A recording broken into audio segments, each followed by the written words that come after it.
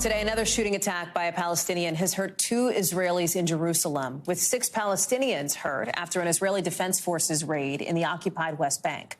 All part of a wave of violence that has killed more than 100 people this year alone, and as protests against Israel's far-right government and its planned judicial reforms show no sign of stopping.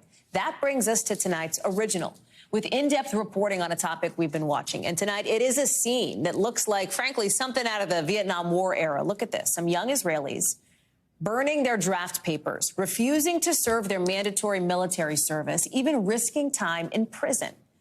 NBC's Josh Lederman explains. It's a rite of passage in Israeli society. When you turn 18, you serve mandatory military service. 2 years for women, nearly 3 for men. But for some young Jewish Israelis, something is changing. When you think of Israel's military in one word, what do you think? 3 words, wrong side of history. What about you? Apartheid. These teenagers are burning their draft letters, part of an unprecedented movement to refuse to join the army. For many, one of Israel's most cherished public institutions. Our society is violent because everyone is holding a weapon. The spark that lit this fire, a proposal by the most right-wing government in Israel's history to weaken the nation's courts, giving politicians far more power. For 15 weeks, hundreds of thousands of Israelis have protested, even after Prime Minister Benjamin Netanyahu put the plan on ice, for now. He says refusal to serve is the end of our country. In Israel, refusing military service can come with a heavy price. I was imprisoned for a total of 115 days. I wouldn't say it was a good experience. It's a bad experience. I met people in prison who were arms dealers, rapists, murderers. Soon it will be Sophie's turn. She's about to hit draft age. Does hearing about that prison experience scare you? Yes, of course, but it doesn't deter me.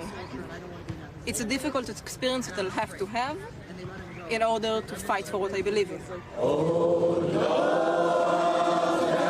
It's not just young Israelis saying no more. Some high-ranking officers, Air Force pilots, and diehard patriots say Israel's rightward shift has pushed them to the breaking point. Ron Scherf served 10 years in the Special Forces and another 22 in the reserves. Is this just about the judicial overhaul or something about bigger? No, it's much bigger. It's about the greed for unlimited power. It's like the starting of a fascist movement. You think Israel could become a fascist country? I can't believe it, but it's going to be an undemocratic country. This is an especially fraught moment for Israel's military to be divided. Recent rocket attacks from Lebanon, Syria, and the Gaza Strip raising the specter of a multi-front war. Are Israel's enemies looking to exploit the domestic political instability here? Definitely. We see that. They're saying it out in the open that Israel is crumbling. As Israel celebrates its 75th Independence Day next week, an emotional debate about what this country may look like at 100. 32 years in the army to think that my daughter will not be part of this. I can't even imagine that.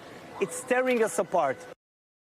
Josh, tell us more about this, right? I was struck by that interview where you're asking these young people in Israel, like, what do you, describe the military in a word or just in a few words here? Do they have to give a reason to the military about why they think they shouldn't have to serve? What are they telling them?